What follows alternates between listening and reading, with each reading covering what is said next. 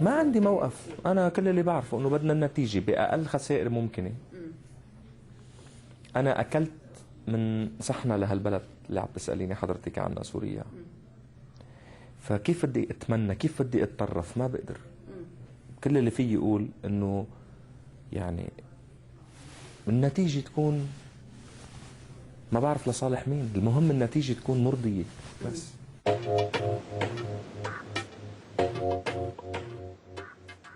لا رأي، ما عندي رأي صراحة. ولا حتى في الكلام اللي قالوا عنك؟ ما أبدا أبدا ما تحب انك ترد؟ يعني اخوك كان اللي هو بيدير اعمالك كان عنده شويه رد انه ايوه انا كنت ضد على فكره، كنت عم بقول لهم انه عمين عم تردوا يعني انه بالنهايه انه ردوا على حدا يكون يعني في اخذ وعطاء، انه على القليله مش شخص لا بعرفه ولا بيعرفني يعني هيك اوت اوف نو وير.